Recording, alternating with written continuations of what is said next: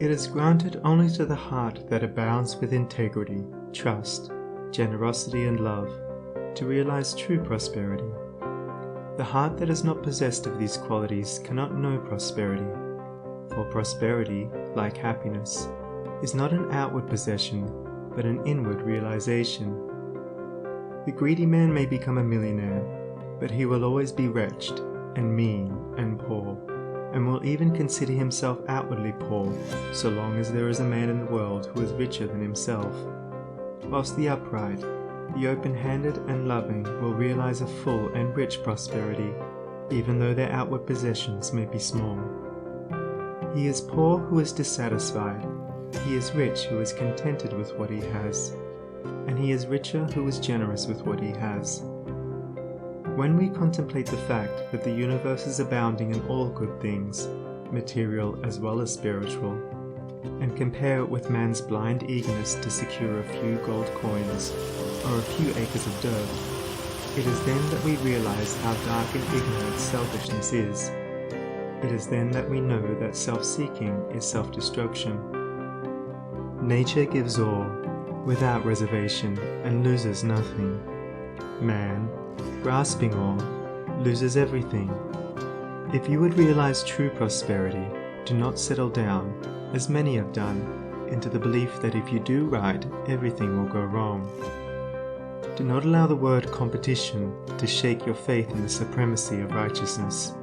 I care not what men may say about the laws of competition, for do I not know the unchangeable law, which shall one day put them all to rout, and which puts them to rout even now in the heart and life of the righteous man? And knowing this law, I can contemplate all dishonesty with undisturbed repose, for I know where certain destruction awaits it. Under all circumstances, do that which you believe to be right, and trust the law. Trust the divine power that is immanent in the universe, and it will never desert you, and you will always be protected. By such a trust, all your losses will be converted into gains, and all curses which threaten will be transmuted into blessings. Never let go of integrity, generosity, and love, for these, coupled with energy, will lift you into the truly prosperous state. Do not believe the world when it tells you that you must attend to number one first, and to others afterwards. To do this is to not think of others at all, but only of one's own comforts. To those who practice this, the day will come when they will be deserted by all, and when they cry out in their loneliness and anguish, there will be no one to hear and help them. To consider oneself before all others is to cramp and warp and hinder every noble and divine impulse.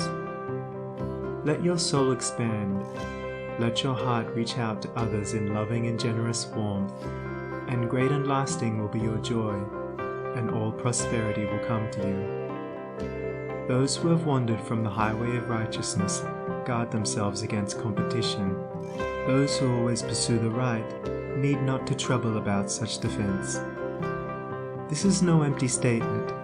There are men today who, by the power of integrity and faith, have defied all competition, and who, without swerving in the least from their methods, when competed with, have risen steadily into prosperity, whilst those who tried to undermine them have fallen back defeated. To possess those inward qualities which constitute goodness is to be armoured against all the powers of evil, and to be doubly protected in every time of trial. And to build oneself up in those qualities is to build up a success which cannot be shaken, and to enter into a prosperity which will endure forever. The white robe of the heart invisible is stained with sin and sorrow, grief and pain, and all repentant pools and springs of prayer shall not avail to wash it white again. While in the path of ignorance I walk, the stains of error will not cease to cling. Defilements mark the crooked path of self, where anguish lurks and disappointments sting.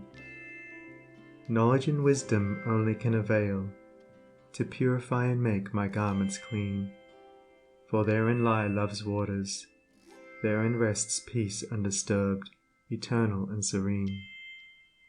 Sin and repentance is the path of pain. Knowledge and wisdom is the path of peace. By the near way of practice I will find where bliss begins, and how pains and sorrows cease.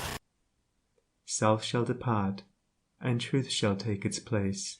The changeless one, the indivisible, shall take up his abode in me, and cleanse the white robe of the heart invisible. End of Chapter 7. Recording by Sunny Abdullah. sonnie.org. End of The Path of Prosperity by James Allen.